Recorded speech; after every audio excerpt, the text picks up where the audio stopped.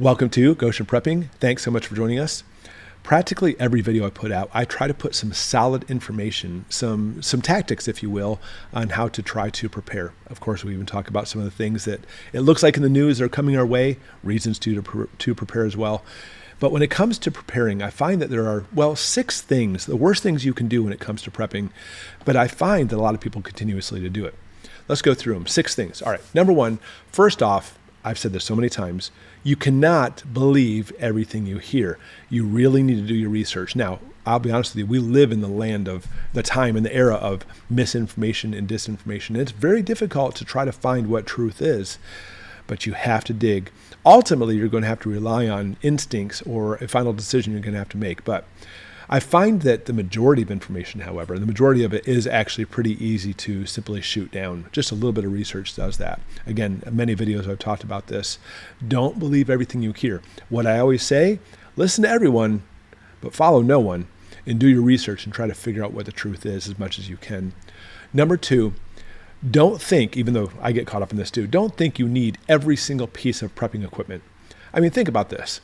Mankind has been going on for, a long time, thousands of years, without any type of high-tech gadgets. Unfortunately, some of that stuff has been lost in time as far as how to do things the right way. We live in the lap of luxury. Even the worst houses in the first world in America are amazing compared to third world countries. Our technology is something we take for granted, and we become very cushy with it, don't we? So when we see things happening, things are getting worse around the world, we want to buy more gadgets and technology to try to live, comfortably and build fires easy and everything else. I'm not saying don't buy technological stuff at all. I'm not saying that. But be careful not just jumping in and buying every single thing, because honestly, in a lot of ways, common sense and ingenuity will often take the place of high-tech gadgets. Not to mention high-tech gadgets, especially in today's day and age, often fail. Now, if you do buy gear, here's your your third piece of advice is you need to test it. You need to use it. I mean, if you really want this stove, go out and use the stove. Practice with it. Because if we're talking about a very quick, cataclysmic crap hitting the fan, and you have not used that stove before, even at the very least, you need to be prepared and knowledgeable how to using it. But even worse, maybe you actually needed some other parts for it. Maybe you'll find out it's a piece of junk. Maybe you'll find out that your property is not going to work in your area. There's lots of things that come into play.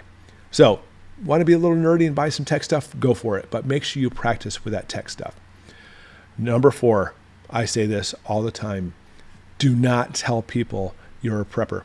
But even if you do tell them you're a prepper, don't you dare ever, I don't care who it is, tell them what you have stockpiled.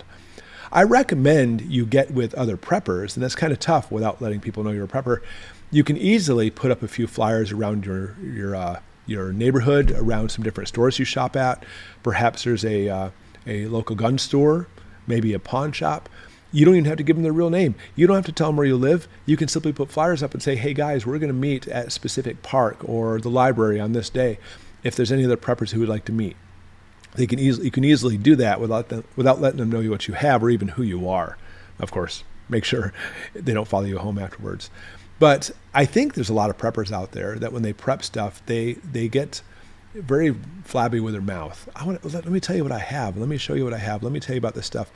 I highly recommend against that. Now, same thing going back to some techie gear.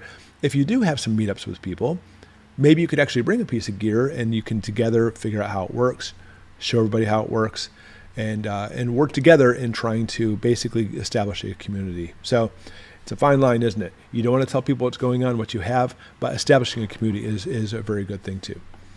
Number 5, do not buy expensive foods, like freeze-dried foods. I've talked about this before in the past.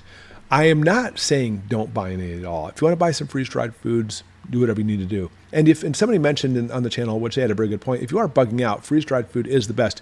Carrying a can of food in your backpack doesn't work very well. And that's certainly true. So if you buy some freeze-dried food, maybe it could be just simply for your bug-out bag, but be really careful. Same thing, just blowing a lot of money on freeze-dried food. It usually costs 2 or 3 or 4 or 5, or even we've seen in some cases even 10 times what it cost if you simply just buy the dried food or possibly food from a can. especially if you're at the very beginning, do not go out and just buy freeze-dried food. It does have a place, it does have a purpose, it does last a long time, so does canned food, mind you, but it is extremely pricey, and you could easily use that money in other areas, which would actually be much more beneficial. Number 6, putting all your emphasis on bugging out. Now, don't get me wrong, I'm not saying you shouldn't bug out, but the only time you should bug out, period, end of story, is if your life depends on it. I come across a lot of preppers who dream of a collapsed society, and they can't wait to go live out in the woods. You're welcome to it, by the way.